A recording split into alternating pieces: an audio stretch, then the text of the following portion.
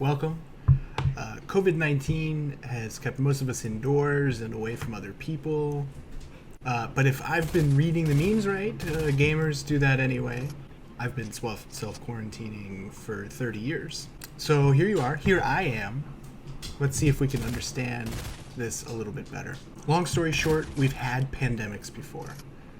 Quite a few. The response to the pandemics we will talk about today have all been similar, really poor. Which brings us to the first H1N1 pandemic of the 20th century, dubbed Spanish flu in 1918. Before we begin, here is a disclaimer. I am not saying that COVID-19 and the flu pandemic of 1918 are the same thing, or that they should be compared as viruses.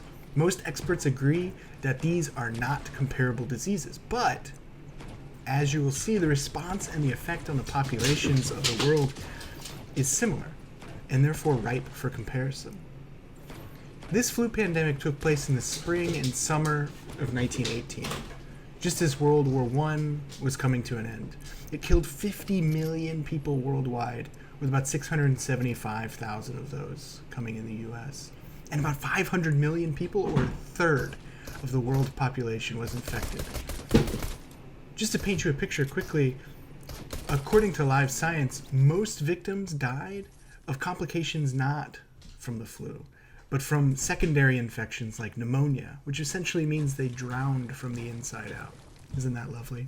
The response to this virus from the government and from the people were weak for various reasons. But according to the CDC, there were two main struggles.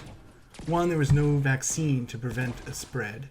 And two, there were no antibiotics to prevent the secondary infections that came most often with things like pneumonia. This led to, quote, non-pharmaceutical interventions such as isolation, quarantine, good personal hygiene, use of disinfectants, and limitations of public gatherings, which were applied unevenly, end quote.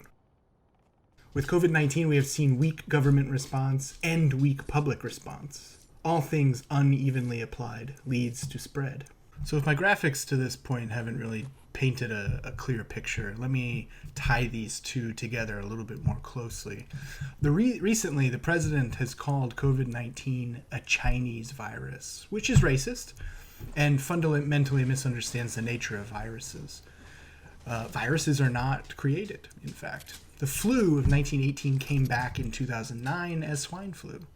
Many of the viruses that we see come back in different variations because they adapt and they evolve. Where it starts just happens to be the first population hit, not where the virus was created. The same is true of the Spanish flu. Part of the response to this strain of the flu was muted because of World War I. Countries wanted to maintain morale, so public knowledge did not spread quickly enough to prevent the spread. But Spain was neutral, and so then free to report their illnesses, which created the impression that the virus was centralized in Spain, hence the name Spanish flu.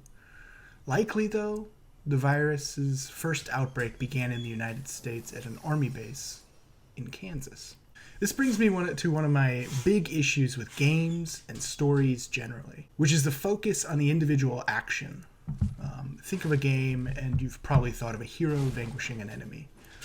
In this case, both hero and villain are important. Spanish and Chinese become the enemy, which isn't fair. And that's an issue here.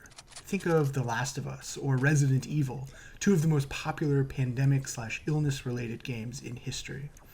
These are focused on one person saving the world from a singular evil, when in reality, what is needed in most scenarios is simple collective action to change. So while you're social distancing, check out or recheck out these titles like Mass Effect 2, League of Legends or Dota, and just play more squads on Warzone or Fortnite. These are collaborative games. All this helps us socially distance ourselves and prevent the spread of COVID-19. And video games have never had a more important role to play in keeping us at home and keeping us safe.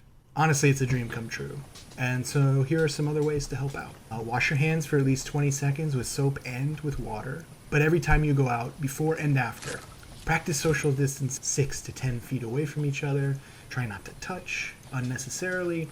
And if you must, use elbows, but don't shake hands. If you're over 60, or you know someone who is over 60, have pre-existing conditions like asthma, heart disease, or diabetes, or have other health risks, stay on the conservative side. Just stay home and connect with people virtually.